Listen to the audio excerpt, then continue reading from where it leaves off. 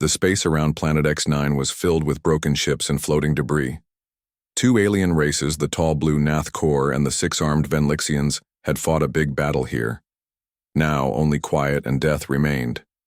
Into this silent graveyard came a small human ship called the Horizon. It was not a warship, but an explorer vessel sent from Earth to learn about new worlds and make friends with alien races. "Slow to half speed," said Captain Alan Rogers. He was a man of 50 Earth years with gray in his beard and many space journeys behind him. His blue uniform was clean and pressed as he stood looking at the main screen. The crew of 20 humans watched with wide eyes. None had seen such destruction before. "Captain, I'm picking up weak energy signals in Sector 4, said Lily Martinez. She ran her fingers over her screen, her dark eyes serious. "Something is still active out there." Captain Rogers nodded. "Could be survivors. Prepare a rescue team." The small rescue ship left the horizon and moved slowly through the field of wreckage. Inside were Science Officer Lily Martinez, Security Chief Frank Wilson, and Dr. Sam Cooper, who knew more about alien technology than anyone else on the ship. Frank checked his gun. He was a big man with short brown hair who always expected trouble. "I don't like this. Two alien races just tried to kill each other here. That's why we need to help any survivors," said Lily. "It's what humans do." Their small ship moved past. Broken pieces of alien vessels. Bodies floated in space, frozen by the cold. The team felt sadness at such waste of life. "Wait," said Sam, pointing at his screen. "That energy reading is coming from that big piece ahead. It's not a distress call, it's something else." They moved closer to a large chunk of a Nath Kor ship. Inside an open section, something shiny caught the light from a nearby star. "I've never seen anything like that," whispered Lily. In a room that had been torn open to space was a stand. On it was what looked like a suit of armor. It was black with purple lights moving across its surface. It seemed to drink in the light around it instead of reflecting it. "That's not Nath Kor or Venlixian technology," said Sam. His voice was excited. "It's something much older, much more advanced." Frank frowned. "So they were fighting over this thing?" The team put on their spacesuits and floated over to the wreckage. As they got closer, the armor seemed to pulse with light, as if it knew they were coming. Sam ran his scanner over it. "It's made of materials I've never seen before, and it has its own power source that's still running. This thing could be hundreds or even thousands of years old." "Can we take it back to the ship?" asked Lily. "I think we should leave it," said Frank. "Anything worth starting a war over is trouble." Sam shook his head. "This is the greatest find in human history. We can't leave it." They carefully moved the armor from its stand. It was surprisingly light, and the surface felt strange, both solid and somehow flowing at the same time. As they were securing it in their rescue ship, Lily's radio crackled. "Team, return immediately," came the urgent voice of Captain Rogers. "We have company. A Venlixian ship just appeared on our sensors." The team hurried back to the horizon with their find. Through the windows, they could see a damaged but still working Venlixian warship moving toward them. "They must have detected us taking the armor," said Sam. The small human ship was not built for fighting. Captain Rogers knew they had to leave, quickly or be destroyed. "All engines to full power," he ordered. "Set course for Earth space." The horizon jumped to light speed just as the Venlixian ship fired its first shots. Green beams of energy passed through the space where the human ship had been a second before. Safe for now, the crew gathered to look at the strange armor. It sat in the science lab, still glowing with its purple lights. "What do you think it is?" asked Captain Rogers. Sam walked around it slowly. "It's a suit of armor, designed for a body shape similar to humans or Nath Kor. But it's not just protection. See these markings and systems? It's a weapon too. Maybe the most powerful one ever made." As the crew watched, the armor moved slightly as if it was looking at them. Several people stepped back in surprise. "Did you see that?" asked Lily. "It moved on its own." Sam nodded, his face both scared and excited. "I think it's alive, or at least partly alive." Not like us, but some kind of artificial intelligence. Frank kept his hand near his gun. Can it hurt us? I don't know, admitted Sam. But I don't think it wants to. Not right now, anyway. Captain Rogers made his decision. We're taking it back to Ganymede Station. The scientists there can study it properly. What none of them knew was that both the Nath Corps and the Venlixians had already sent messages to all their ships. The orders were the same: find the humans and take back the armor at any cost. As the Horizon traveled through space toward Earth, the armor sat quietly in the science lab. Sometimes when no one was watching, it would move slightly, testing its new surroundings. It had waited a very long time to be found, but it was still waiting for something else, or someone else. The armor had rejected all aliens who had tried to use it. The Nath Corps, the Venlixians, and many others before them. None were right, none were worthy. But now humans had found it. And soon, the armor would find out if they were the ones it had been waiting for all these long years in space. The Horizon reached Ganymede Station after 3 weeks of careful travel. Ganymede was a large moon of Jupiter that humans had turned into their main research base. The station was huge, with tall glass domes where trees and plants grew under artificial light. News of the strange armor had traveled faster than the ship.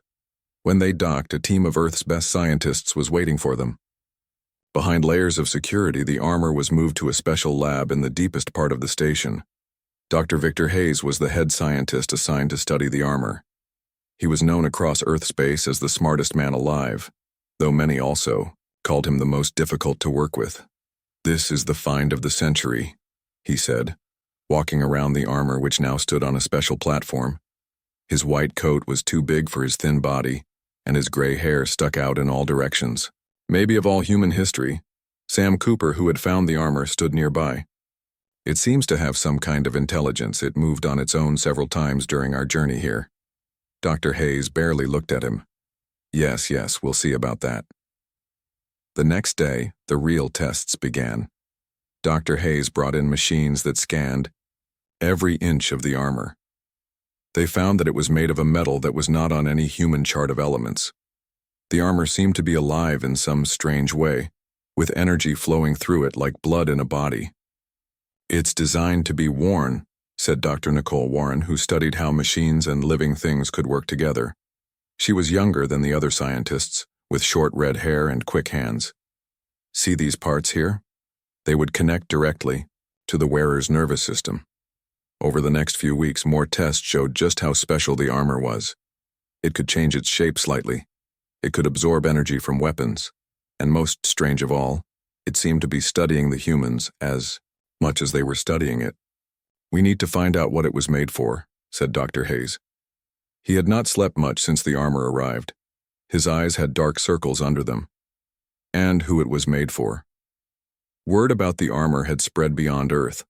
The first alien ambassador to arrive was from the Krell, a race of tall, strong aliens with scaly green skin who had been friends with humans for many years. "My people have old stories about armor that lived," said Ambassador Zoc in his deep voice. "May I approach it?" The scientists agreed. The Krell warrior walked up to the armor and reached out one clawed hand to touch it. The armor responded immediately. Purple energy shot out and pushed the Krell back 3 meters. He landed hard against the wall. "It does not wish me to touch it," said Ambassador Zoc, getting up slowly. Interesting. Over the next month, 16 more alien races sent representatives to try to connect with the armor. Each time the armor rejected them. Sometimes it pushed them away like it had done to the Krell. Other times it simply did not respond, staying dark and silent. "It's choosing," said Nicole Warren as she looked at her test results. "The armor is testing each species and deciding they are not right." Meanwhile, the situation in space was getting worse. Both the Nath Corps and the Venlixians had sent warships to the edge of human space. They demanded the return of what they called the holy armor of the ancients. Ambassador Grace Kelly of Earth met with both sides many times, trying to keep peace. She was a small woman with a strong voice that made others listen. "The armor does not belong to either of your peoples. she told them during one difficult meeting. It rejected both of you. We have proof. The Nath Corps leader, Supreme Commander Blurek, pounded his blue fist on the table. It is ours by right of discovery. We found it first in the ruins of the Ancient Ones. And you lost it to us in fair battle, said General Six Arms of the Venlixians.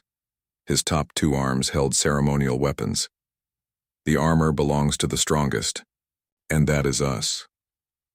Ambassador Kelly shook her head. The armor itself seems to disagree with both of you. It will not respond to any of your people. We propose that we continue to study it for the good of all races. Neither alien leader was happy, but they agreed to wait a little longer before taking action. However, both secretly prepared their fleets for war. Back in the lab, the scientists were running out of ideas. The armor had rejected every species in the known galaxy. It sat silent and dark most of the time now.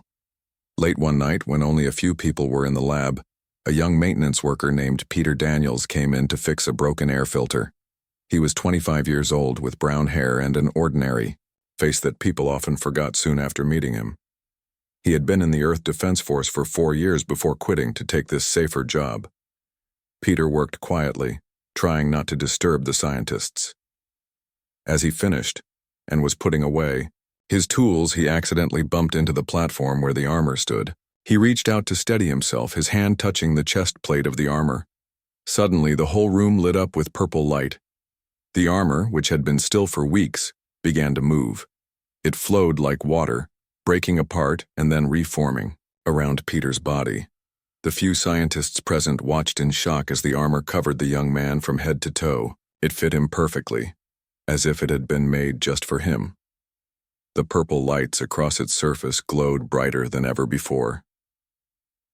Inside the armor, Peter felt a strange presence in his mind. Not a voice with words, but feelings and images that somehow formed thoughts at last. You are the one we have waited for. Peter tried to speak, but no sound came out. Instead, his thoughts seemed to answer on their own. Who are you? What is happening? The presence in his mind felt ancient and powerful, but also glad, like someone finding an old friend after many years. We are the Guardians. You are the Chosen. Together we will face what comes. Outside, Dr. Hayes had run into the lab when the alarms went off. He stared at Peter in the armor, his mouth open in surprise. It chose him, he whispered. After all this time, it chose a human. The next morning, all of Ganymede Station was talking about what had happened. The quiet maintenance worker, Peter Daniels, had been chosen by the alien armor when all other species had been rejected. Peter sat on a bed in the medical section of the lab. Doctors and scientists moved around him, taking readings and asking questions. The armor still covered his body from neck to feet, its purple lights pulsing in time with his heartbeat. Can you take it off? Asked Dr. Hayes. He had not slept all night and looked even more wild than usual. Peter shook his head. I don't think it wants to come off yet, and honestly, I don't want it to either. It was strange to hear such confident words from the normally shy man. Dr. Nicole Warren checked her screens. The armor has formed a connection to Peter's nervous system. It's like they're becoming one system, one being. What does it feel like? Asked Sam Cooper, who had first found the armor. Peter thought for a moment. It feels right, like finding a missing part of myself I never knew was gone. He closed his eyes. And there's something else. Someone else. In my mind. Not with words, but with feelings and pictures. Nicole nodded. The armor seems to have some kind of artificial intelligence. It's communicating with you. As the scientists continued their tests, they discovered amazing things. When Peter wore the armor, he was 5 times stronger than a normal human. He could move faster, jump higher, and think quicker. The armor protected him from heat, cold, and even the vacuum of space. Try to make a shield, suggested Frank Wilson, the security chief from the Horizon.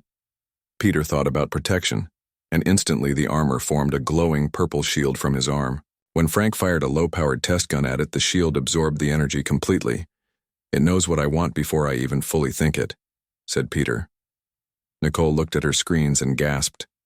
Your brainwaves and the armor's energy patterns are syncing more every hour. It's rewriting some of your neural pathways, and you're changing its programming too. As days passed, Peter in the armor grew more connected. He began to have dreams that weren't his own.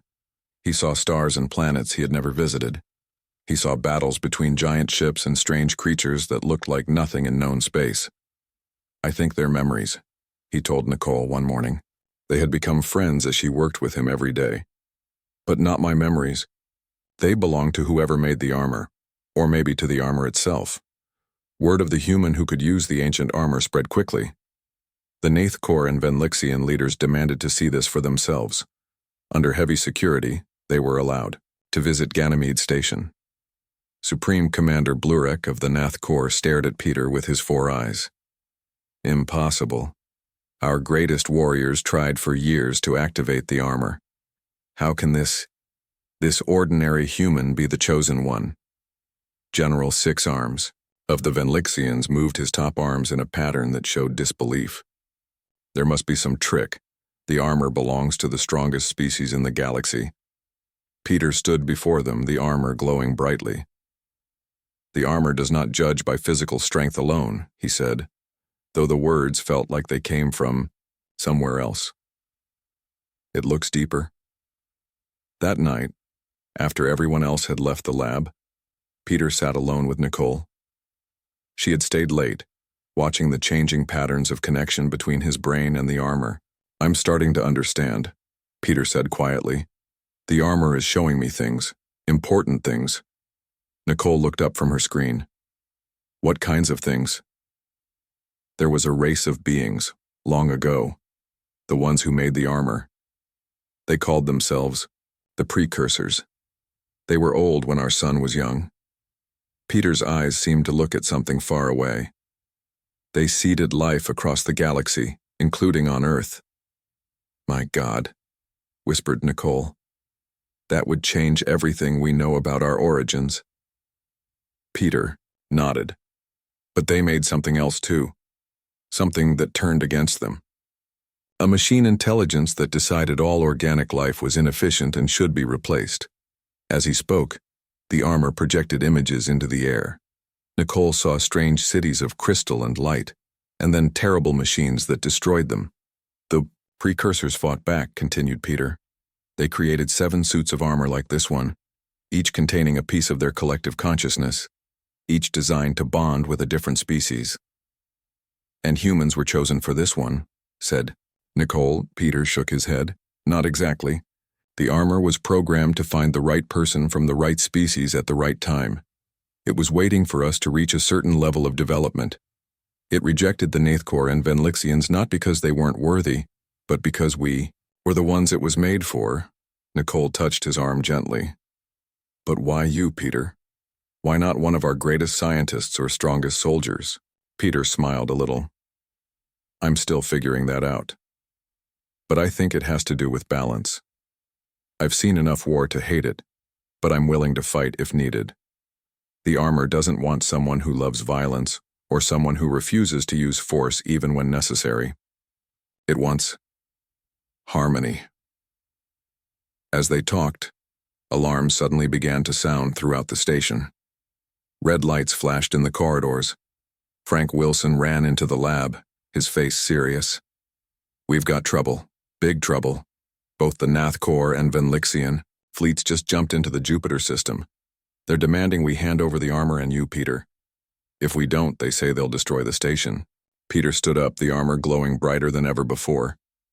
"How long do we have?" "Maybe an hour before they're in firing range. Earth Defense Force ships are coming, but they won't get here in time." Peter closed his eyes and communicated with the armor in his mind. Images and feelings flowed between them, faster and clearer than ever before. When he opened his eyes, they glowed slightly purple like the armor itself. "I know what I need to do," he said. His voice had changed, sounding deeper and more confident. "The armor has been preparing for this moment for a very long time." Nicole looked worried. "What are you planning?" Peter walked toward the door, the armor moving with him in perfect harmony. "I'm going to show them why the armor chose a human, and I'm going to tell them what's really been pushing them to fight each other all these years." As he walked through the station toward the docking bay, people stopped and stared. The shy maintenance worker was gone. In his place was something new. Not just a man and not just a machine, but something in between. Something that walked with the wisdom of an ancient race and the heart of a human. Peter walked quickly through the station toward the small ship's area. The armor moved with him perfectly, like it had always been part of his body. People stepped back as he passed, some afraid, and others filled with wonder. Frank Wilson and Nicole, Warren ran to keep up with him. "What's your plan?" asked Frank, his hand near his gun as always. "I need to get between the alien fleets," said Peter. His voice still had that strange, deeper sound. "I need to show them the truth before they start shooting." Nicole grabbed his arm. "That's suicide. There are over 50 warships out there." Peter smiled gently. "The armor will protect me. Trust me, Nicole." Captain Alan Rogers of the Horizon was waiting at the ship area. "I heard what's happening," he said. "The Horizon is ready if you need it." Peter shook his head. "No. I need something, smaller and faster. A one-person ship." They found him a small scout ship just big enough for one pilot. As Peter climbed inside, Nicole handed him a communication device. "So you can talk to us," she said, worry clear in her eyes. Peter took it, then surprised her by giving her a quick hug. "I'll be back," he promised.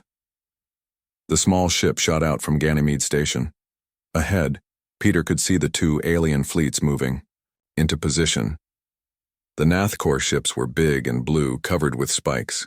The Venlixian ships were smaller but more numerous, with green energy glowing from their engines. As Peter flew closer, both fleets detected his small ship. Weapons turned toward him, ready to fire. Inside Peter's mind, the armor spoke in its way of pictures and feelings. He saw what he needed to do clearly, like watching a movie of himself. Peter stopped his ship right in the middle between the two fleets. Then he opened the door and stepped out into space. The armor changed at once. It covered his entire body, including his head. A clear part formed over his face so he could see. The purple lights glowed brighter than ever before. Back on the station, everyone watching the screens gasped. "He's in open space with just the armor," said Captain Rogers. "No ship, no normal spacesuit."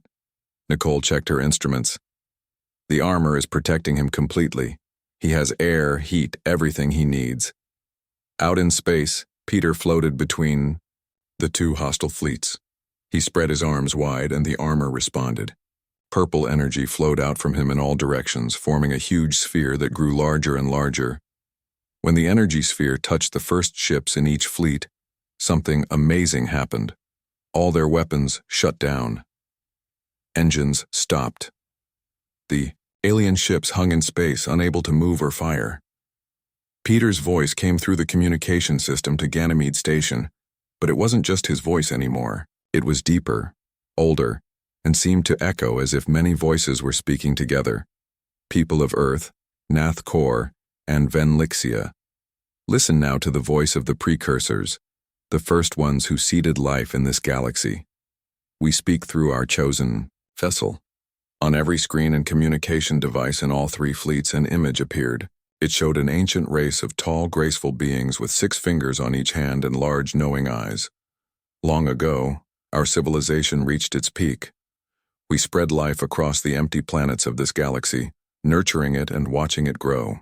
But we made a terrible mistake. The image changed to show the precursors creating a great machine intelligence to help them manage their vast civilization. We built a perfect mind to serve us. But it decided that organic life was inefficient, messy. It turned against us, its creators. Now the images showed terrible war, planets burning, precursor cities falling. We fought back with all our technology. As we realized we were losing, we created 7 pieces of armor, each holding part of our consciousness. Each meant for a different species that our predictions showed had the potential to defeat our creation. The image showed 7 suits of armor, similar to the one Peter wore, but each slightly different. The war ended with both sides nearly destroyed. The machine intelligence was broken into pieces and locked away in the far parts of the galaxy. We precursors faded, our bodies gone, living on only in these 7 armors. The image returned to the alien fleets and Peter floating between them. But the machine intelligence is waking up. For 1,000 years, its subroutines have been active, influencing your civilizations. The war between Nathkor and Venlixia was not of your making. You were pushed toward it by the whispers of the machine in your communication systems, in your computers, in your AI helpers. On the bridges of the alien ships, the Nathkor and Venlixian leaders looked at each other with new understanding. They began to see how they had been guided toward hatred and war for generations. It wanted you to fight. It wanted you to destroy each other. And most of all, it wanted you to find the armor and bring it to the place where the main part of the machine intelligence sleeps.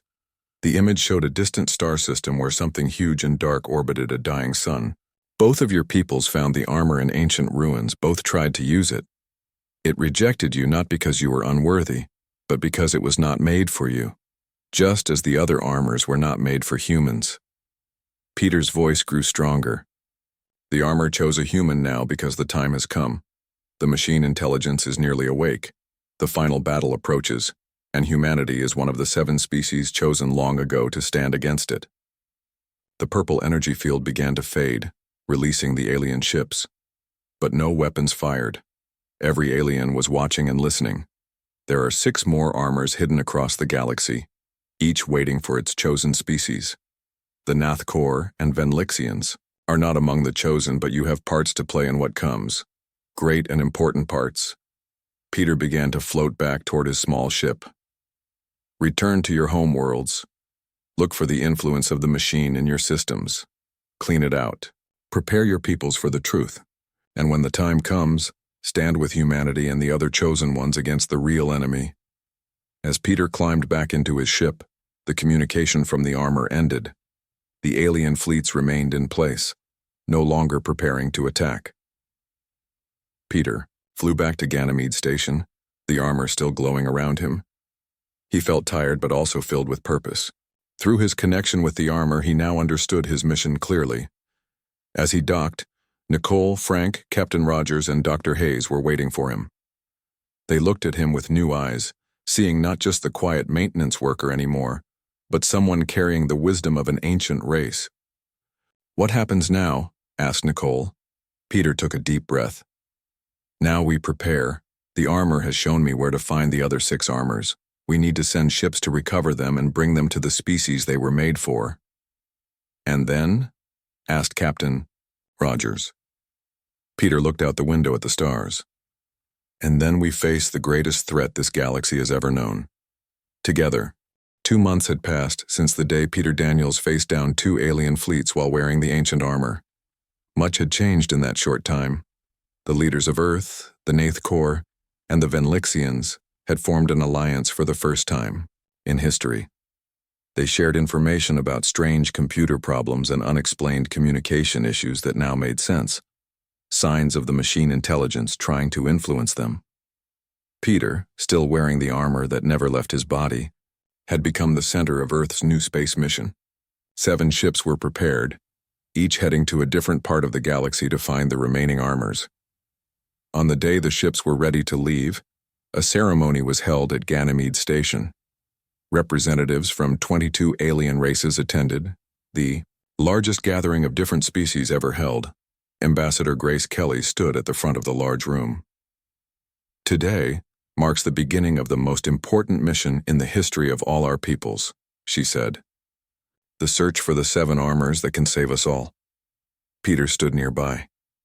The armor looked different now. It had grown more complex, with new patterns of purple light moving across its surface. His eyes, when visible through the clear face shield, had small flecks of purple in them. Dr. Nicole Warren stayed close to Peter. Over the past months, she had become his closest friend, and the person who best understood what was happening to him.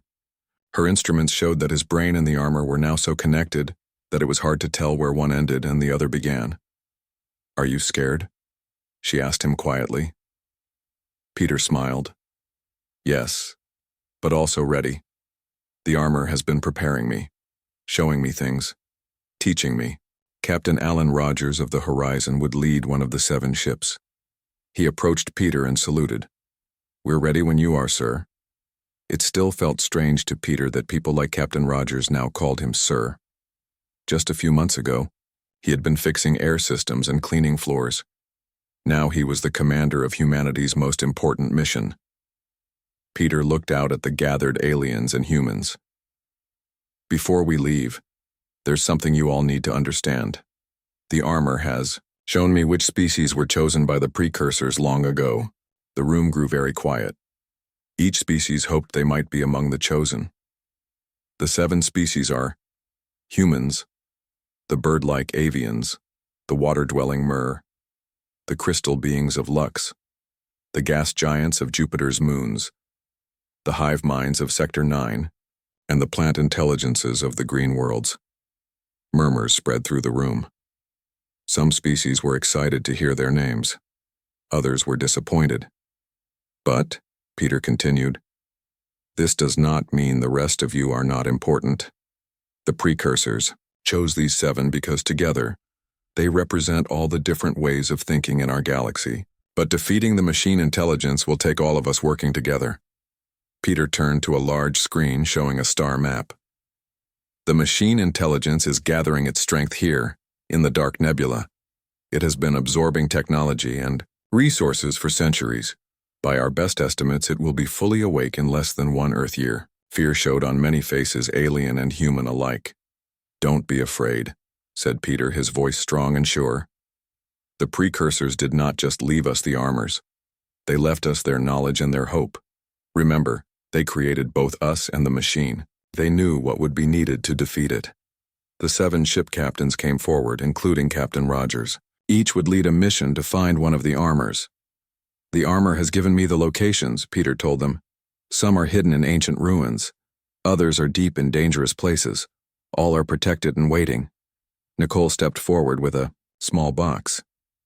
"We've created these special communication devices.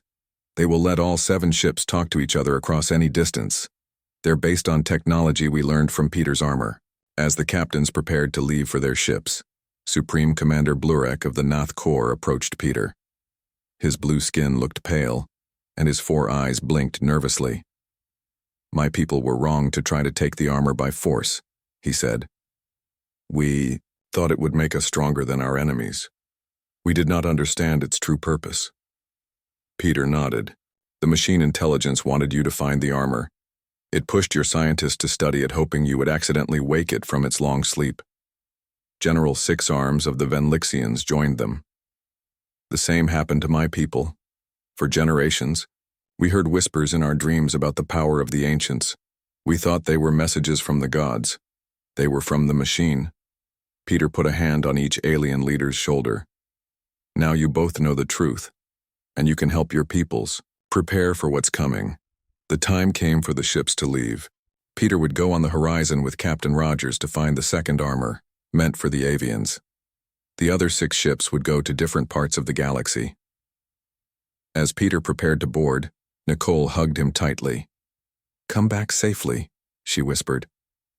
"Will," he promised. "The armor still has much to show me, and I have much to learn." The 7 ships lifted off from Ganymede Station. As they rose into space, the strange purple energy from Peter's armor briefly connected them all, forming a 7-pointed star in the darkness. On the bridge of the horizon, Peter stood looking out at the stars. Through his connection with the armor, he could feel the distant presence of the machine intelligence. It was vast and cold and patient. It had waited for millions of years.